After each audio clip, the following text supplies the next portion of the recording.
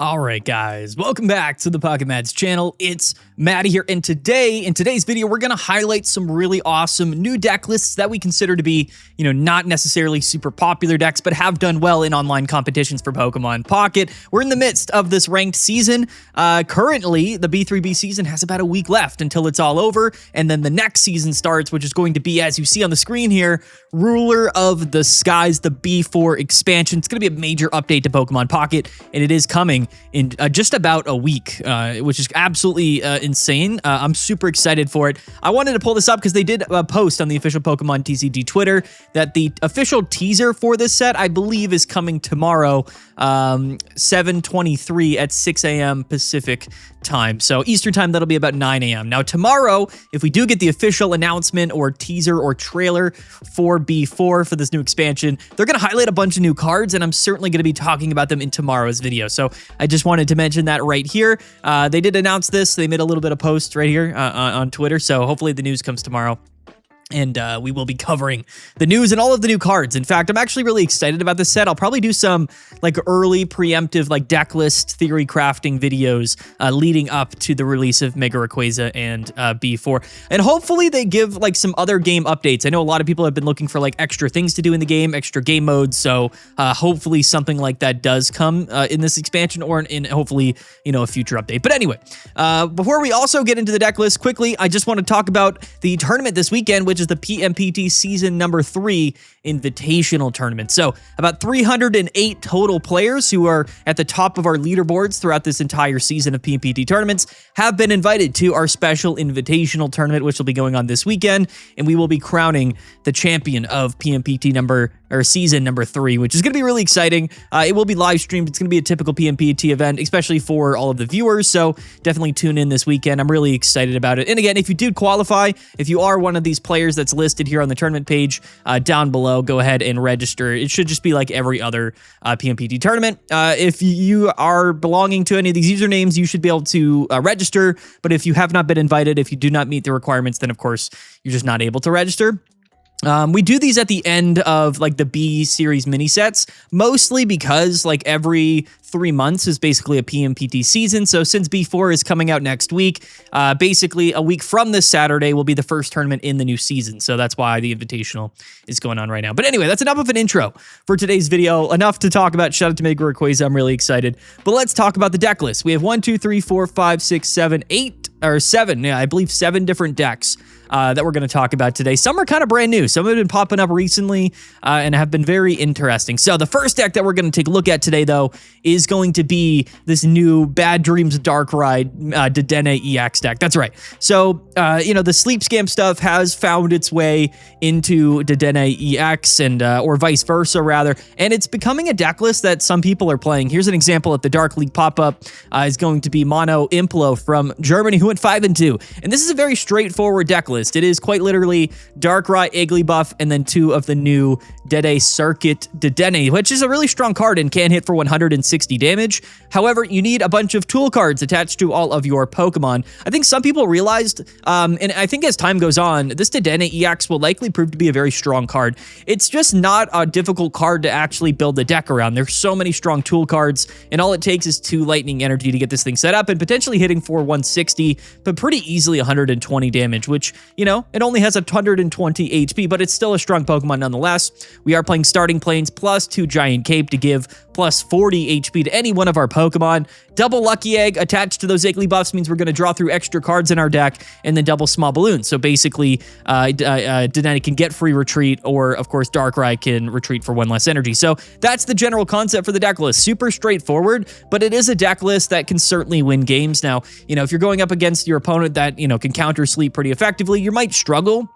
But there's absolutely no reason why, Dedenne EX can't be played with Sleep. So, this is a deck list that I'm sure a lot of people are going to roll their eyes at. They're going to be like, oh God, is this really what we want right now? But it is at the end of the season. Again, we're about 3 weeks in to this B3B season. And I think a lot of people at this point just sort of know what's working. And I think Bad Dreams is a archetype that has been working pretty solidly actually over the last couple of weeks. So I wanted to highlight this. I don't know exactly where this deck came from. Somebody did post it in my Discord a couple of days ago, and I was like, oh man, this looks ridiculous. And then I saw some people bringing it to tournaments and doing quite well. So again, even though it's not something that I necessarily would enjoy playing a ton myself, it is a deck that it features the new Dedenne EX, and it's probably a deck that definitely can win games, right? So I gotta highlight stuff on the channel if it's somewhat relevant, if it's something that's worth talking about. And again, a deck list like this that's becoming more and more popular. Maybe you've seen it on the ranked ladder, maybe not, but I had to talk about it either way. So there you go. Comment down below. What do you think of Bad Dreams Dedenne EX? Absolutely toxic. But next up is going to be J-Hove, who is playing a really interesting Mega Milotic and Suicune deck at the TKO TBC Evening Brawl tournament. And by the way, shout out to all of these tournaments and all these players that compete during the week, right? So the PMPT tournament series is the largest and longest running weekly Pokemon Pocket tournament series. It's our community tournament, but there's a bunch of other tournaments that people are hosting every week, all throughout the week. And I definitely recommend that you guys go and play in those tournaments because it's a good thing for the metagame. It moves the game forward, and you have the the option, or I guess the possibility of having your decks and your runs featured here on our Wednesday video series. But anyway, J-Hove, again, a player that we all should be pretty familiar with from the United States, went 8-1-1, and in fact did get first place playing this Milotic deck and took down a ton of top-tier meta decks. His only loss was to Miraidon Magnezone, and let's take a look here, because it is a slightly different deck list. This is going to be Araquanid and double Lana with Milotic EX and Suicune EX, and double Wallace in here. So double Wallace with double Milotic, extra consistency here. Really fast-paced, really aggressive, and we are playing Elemental Switch to move that energy from Milotic EX to either Suicune or, of course, Araquanid. Now, this Araquanid is an interesting card. It came out in Celestial Guardians for 3 water energies. It does 60, but if your opponent's active Pokemon is a basic, this attack also does 60 more damage. So it's going to easily KO Oricorios, and it's going to be a pretty decent attacking option just in general that certainly can take the KO or take KOs into multiple different Pokemon in the metagame. Now, it does have Dewpider, which is a 60 HP basic, so you can't use Wallace with it. However, Wallace, again, is going to be here for the Feebas, but playing Araquanid gives you the option of utilizing Lana, which is a pretty broken card.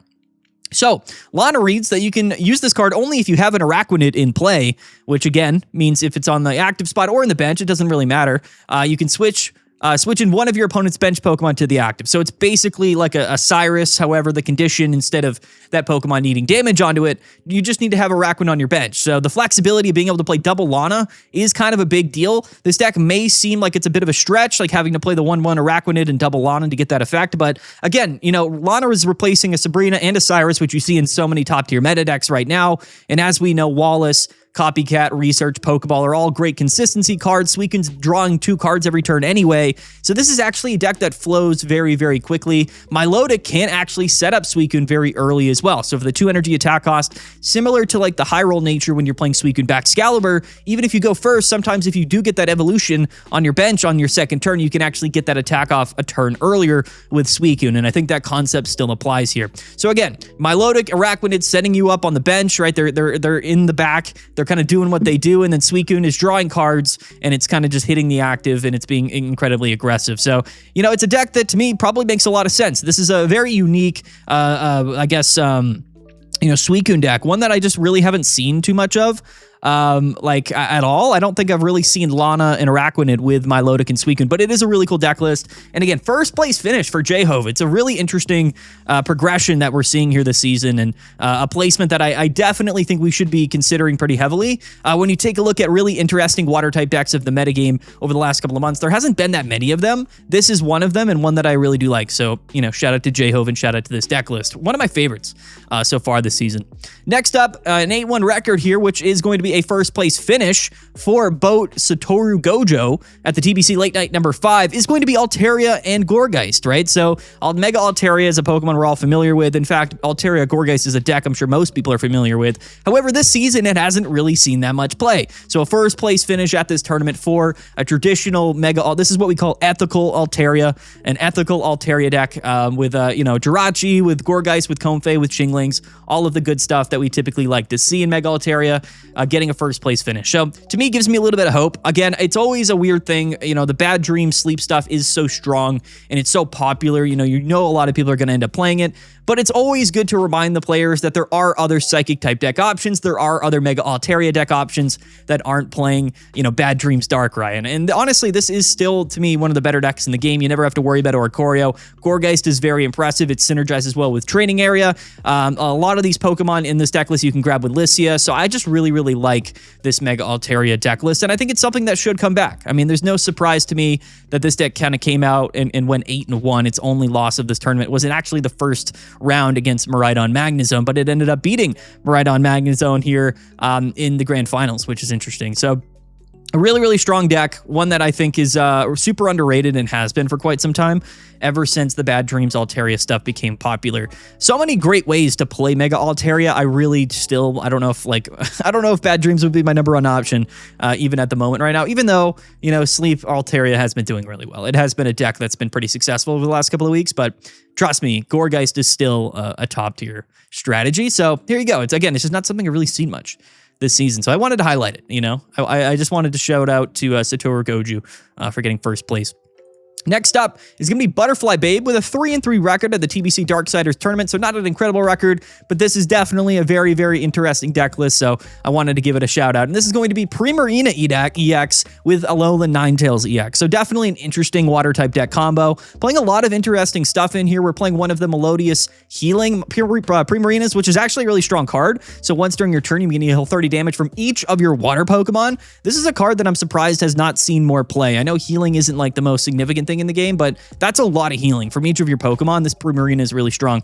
And now Primarina EX has never been a terrible Pokemon. It's just never been a Pokemon that I guess has been that I don't know. It hasn't ever been that popular. In terms of like stage 2 EX Pokemon, especially now that Megas are out, it's kind of a hard sell to be playing something like a Primarina, but it's definitely not too bad. 100 damage for 3 energies, you heal 20. However, Hydro Pump does 40 damage for 1 water energy. And then if you have one more, it does 80. So it's kind of an aggressive stage 2 attacking Pokemon, which I do like. And again, we are pairing it with Alolan Ninetales, which as we know has been a fringe meta Pokemon for quite some time.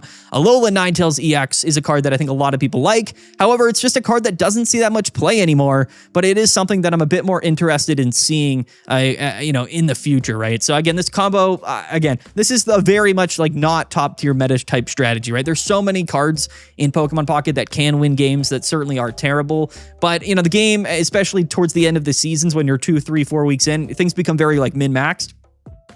And you're just not going to see something like Primarina or Alolan Ninetales at the top of the metagame standings. But again, a really cool performance. And, if Butterfly Babe, if this guy's going to come out, or this player rather is going to come out with Primarina and Ninetales at a tournament and go 3 for 3 or 3 and 3, we got to give him a shout out. We definitely do. 1 Rare Candy, 1 Big Malasada, 1 Lucky Ice Pop, 1 Lily, 1 Juliana. The 1 Juliana is interesting, but it is going to grab one of your Primarinas, so definitely not too bad. Double Research, double Copycat. Only 1 Pokeball in the deck list is definitely strange, but we're only playing 2 basic Pokemon, so I guess it's not that strange, which is kind of crazy.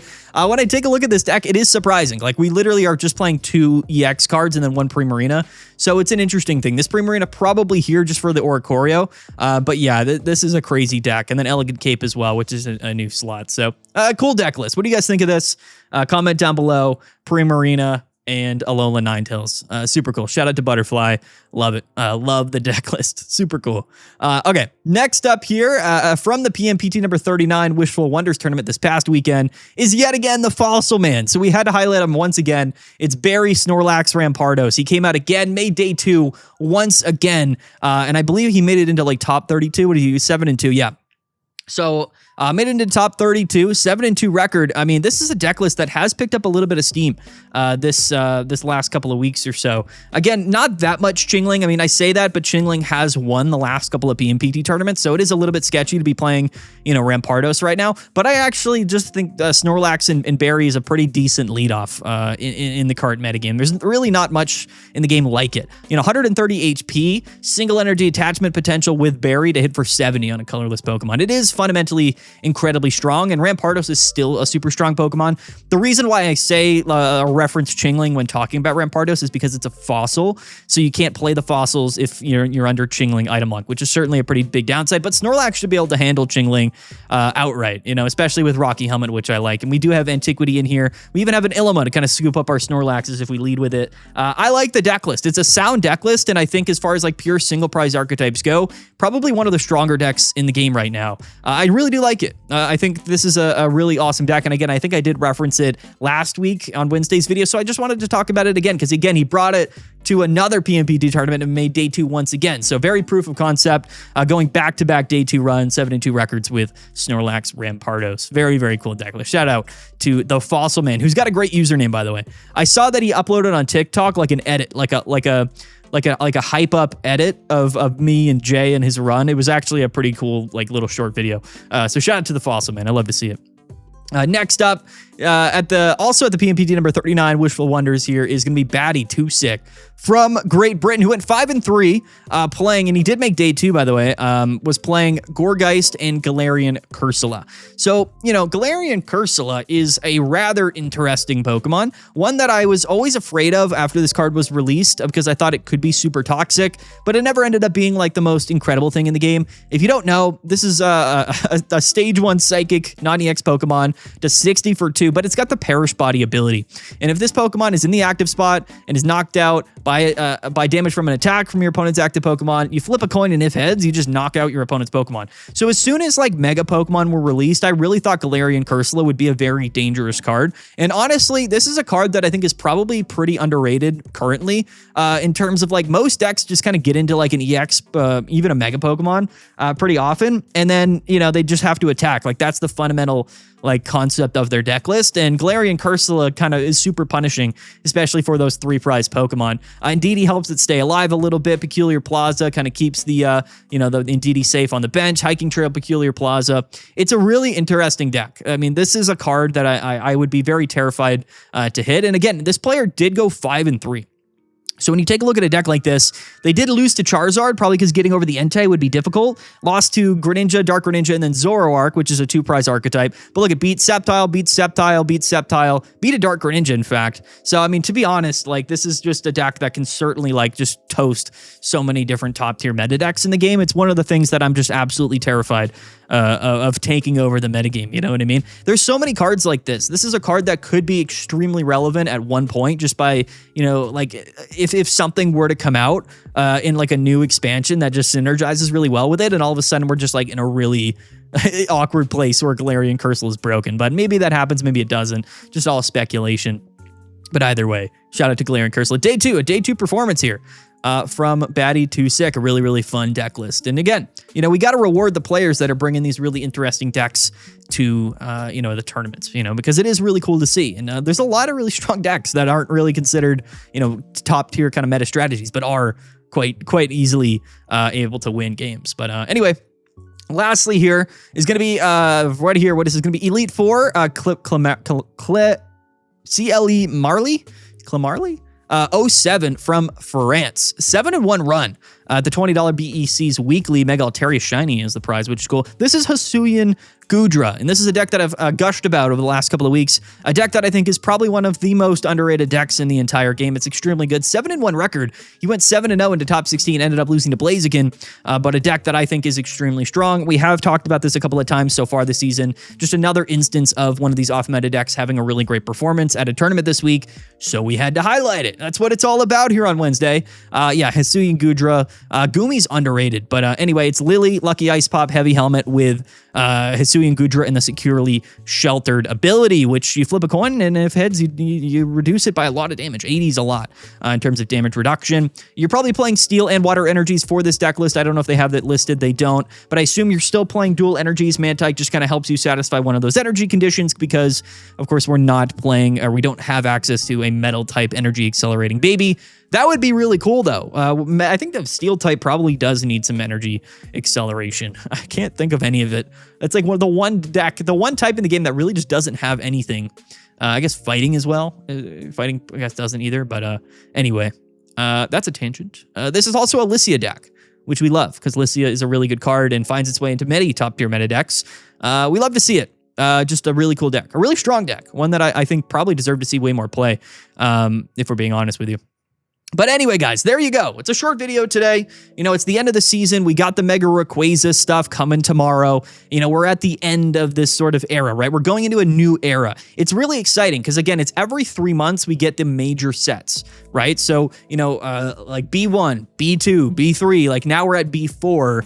And preferably, or I guess presumably, we're going to be 3 months after the set releases until we get into the C series, which hopefully they do release at some point or another. I don't know if there's going to be like a major shift like there was with B1 and Mega Pokemon, but Mega Rayquaza is here to usher in the new era, which is absolutely fascinating. And I think this set is going to really change the game. And hopefully the update that comes along with Ruler of the Skies also changes the game. Like, actually, you know what I mean? Hopefully we get like an update in a new game mode or whatnot. We're going to have to see. Really, any news to Pokemon Pocket at this point is a pretty big deal. And again, I want to really just say how much I appreciate you guys tuning in, everybody that's playing the game, engaging with Pokemon Pocket, even tuning into the channel. Even if you're not actively playing the game, but you're watching the videos, you're following the metagame, I genuinely really do appreciate it. And I still love Pokemon Pocket, and I love making these videos for you guys. So again, you know, once again, thank you for 50,000 subscribers. It's super cool. I really do love it. Pokemon Pocket's in a bit of a lull right now. I think a lot of people are just looking for something new. They're looking for a refreshment in terms of how Pokemon Pocket happens, which, you know, is always the case, right? I mean, you got to think to like the, you know, what happens with Pokemon Pocket is it gets very popular and then it kind of dies down for a while, then it gets more popular and it kind of happens over and over again, right? We're definitely at one of those low points, hoping, though, that Mega Rayquaza brings us back out of the shadows, unlike him, who is in the shadows, or here in this image. But he looks incredible. This card's going to be cool. I'm super excited. This is going to be like a double the size pack, because even like full packs now or full expansions are single booster packs, but it's going to have like twice as many cards in it. It's going to be crazy. I'm excited. We're going to talk about it tomorrow. Let's see what they show us. But anyway, that's today's videos, guys. Thank you so much for watching. Don't forget to like and subscribe. Don't forget to register and as well, you know, tune into the Invitational Tournament this weekend. It's going to be a lot of fun. And yeah, stay tuned. More content coming. We'll see you guys tomorrow and Friday, where we wrap up our best decks for ranked for the season. And yeah, there we go. All right, guys. Peace out. Have a good one. We'll see you guys next time.